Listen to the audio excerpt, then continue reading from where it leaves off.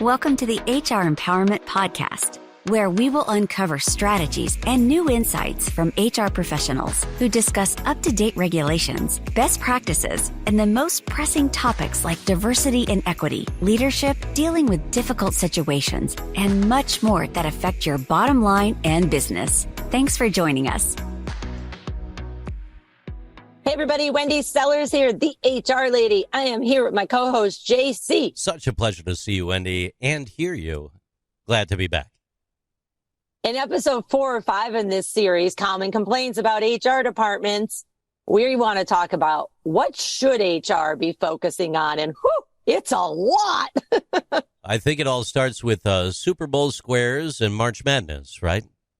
Hey, that could be it, depending on where you're at, what your company culture is. And yeah, we're just there to, serve cake and make sure the coffee's there. Employee complaints, Wendy, employee complaints that come to HR. What are we going to do about those at the end of the day?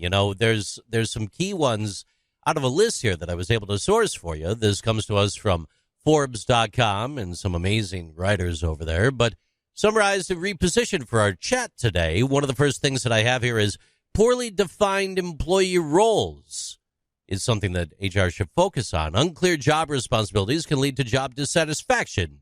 In some companies, employees may wear many hats, and their roles may change over time. We talked about this in one of our episodes earlier, but, I really want to focus more even just about hiring. So, we talked about job descriptions and making sure that it's super clear what people's responsibilities are. Otherwise, how can we hold them accountable?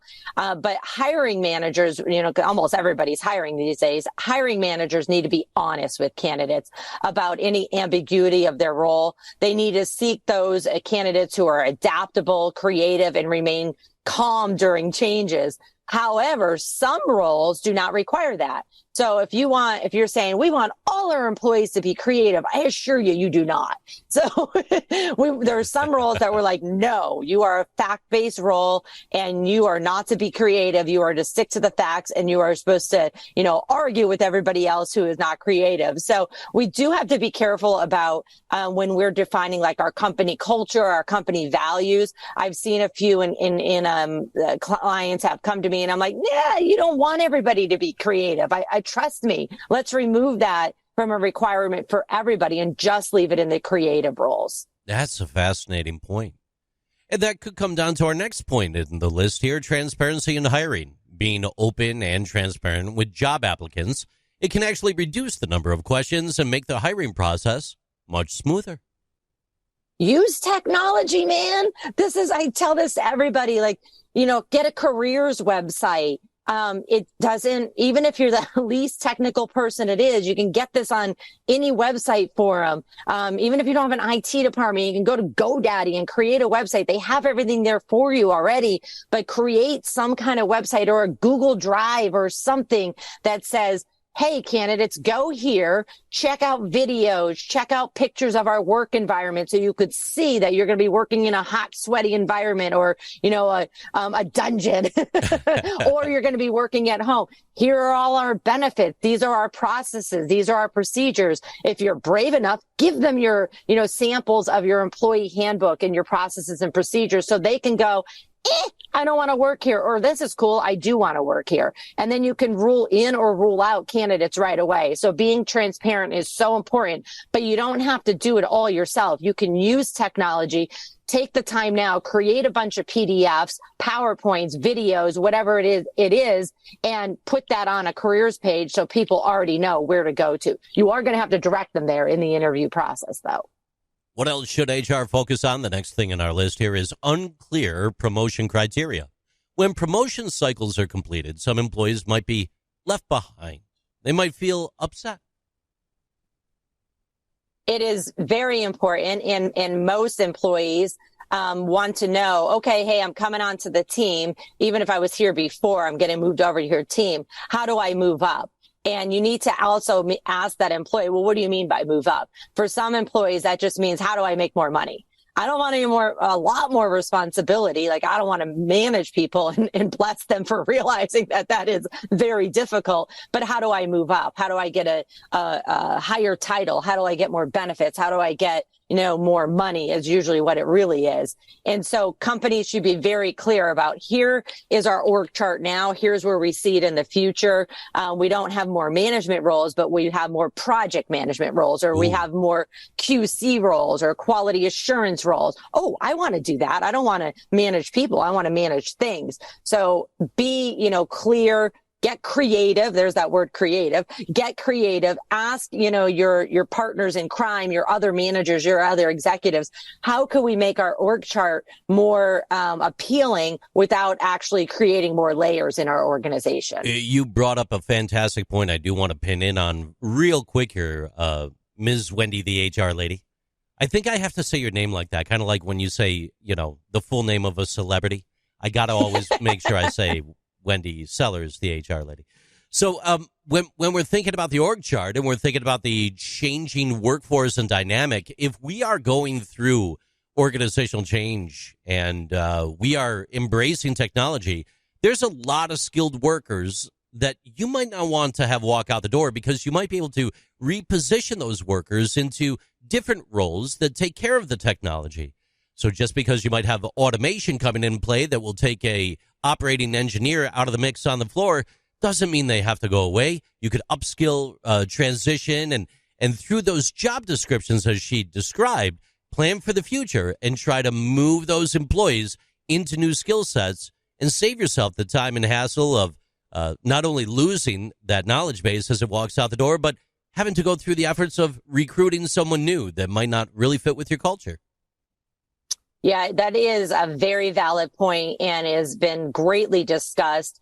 And we've done trainings as well on upskilling and reskilling, and what the heck does that even mean? And it's really saying, hey, we have employees.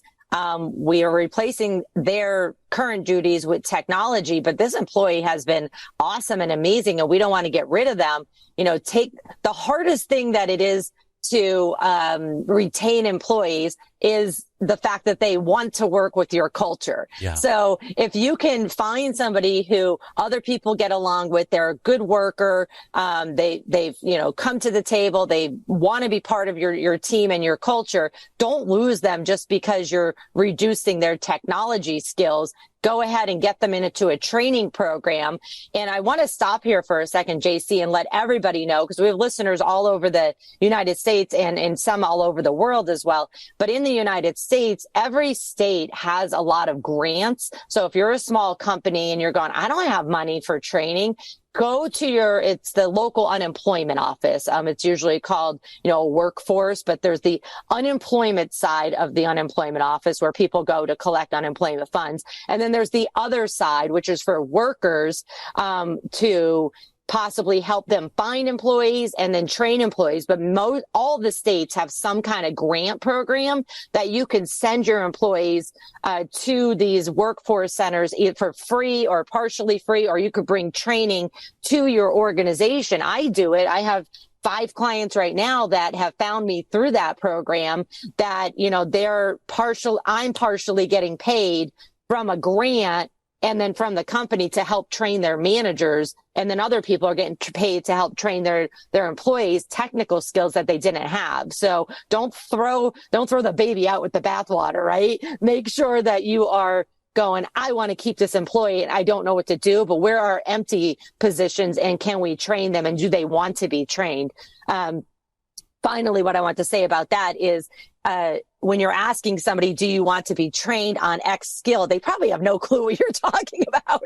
So you need to paint the picture of this is what it's going to be. Here are the steps. We're here by your side. We have confidence in you. I know you don't know this right now, but we do have confidence in you. And sometimes that's all it takes for an employee to go, okay, put me in. I'm in, coach. Yeah, exactly. Building that trust and leveraging that too. Look, the next item that we have on the list here real quick. What should HR focus on? Increasing workload. Employees may complain about having too much work and not enough time, and their managers might not be receptive to their cries for help. Yeah, so this is where you can really talk to the managers, you could talk to the employees, and you kind of do like a case study, and then you present the case study in as as least complicated terms as possible, kind of like as a one-page summary to your executives. Say, okay, I've looked at this information. Now HR, this is also where you have to lean on your finance and accounting department too, to say, okay, what are the costs associated with this? What are we losing if an employee leaves? And we've known that they have left because they've been, we've had turnover in this department. What does it really cost us? And so accounting can help you pull all that information and say, cost us this in job ads. Okay, did we track the time of all the people involved in those job interviews? No? Okay, can we do it moving forward? Because time is money. Oh, yeah. So really getting down to the return on investment or the loss of return on investment of losing employees. And then, okay, let's just try to maybe hire somebody part-time to help in this department. Let's implement training. This is what the cost is going to be, the actual cost, the loss of productivity time. So often HR does just go there and say, hey, this manager's a problem. We have a lot of turnover, but you really kind of have to turn into a detective as well, but don't do it alone. Get other people involved so that you can start tracking time and cost and then saying, here is my case study. If we implement this training for managers, if we implement, maybe another assistant for this manager, this in the end, we're actually going to make money. And I've already worked this through with my accounting department and my CFO. Very, very important. I'm thinking probably just like some listeners are. The second you said investigator, I instantly thought my Hawaiian shirt and time to grow a mustache. Don't go that far. Don't go that far. Hey, look, depending on your culture, you can. The last item on the list here of what HR should focus on, difficult managers. Employees often come to HR with complaints about their managers. Clashes in personalities and working styles are sometimes common issues. Over to you. We've talked about this a little bit. Often we promote people into management because we're desperate. And then we say on Tuesday, hey, you're going to be a manager starting tomorrow. And then Wednesday they come back like, okay, go. And we've given them no training. And so training is super important. Managers can improve their emotional intelligence by seeking feedback from the colleagues around them, and the people that they're working with. And you could also assign them a mentor. It doesn't have to be HR, but it could be another experienced manager who's a really good manager and wants to help other people. Remember, you're going to have to take a little bit off of that manager's plate, though, if you're assigning them to be a mentor to a new manager who doesn't have the experience. Practicing scenarios. This is what I do in my trainings. When I'm doing management trainings, I say, okay, me and whoever my point of contact is at the company, we've created scenarios, and then I put managers into little work groups, 3 or 4 people, and say, you work out this scenario, you guys over here work out this scenario, and then let's all talk about it. And when they have to really work out a real life scenario and then talk about it in front of their peers, it makes it a lot real. Yeah. And then what happens though is now they become they become mentors to each other because they're like, hey, remember when we were in that class and you dealt with that crappy situation in that fake scenario? I'm dealing with it right now. Can you tell me what to do? And so guess what? Now your managers become a support group of each other. It's amazing. It's amazing. HR doesn't have to do it all. Well, thanks for listening to episode 4 of our 5-part series on common complaints about HR departments. In our next episode, episode 5, we're going to cover what if HR is the problem? Thanks for joining us. We'll see and you'll hear from us soon. I got to figure out a better way to close that. We'll chat with you soon. Thank you for joining the HR Empowerment Podcast, brought to you by Aurora Training Advantage. We hope you've gained new insight and strategies to navigate the HR profession. We look forward to you joining us again on the HR Empowerment Podcast.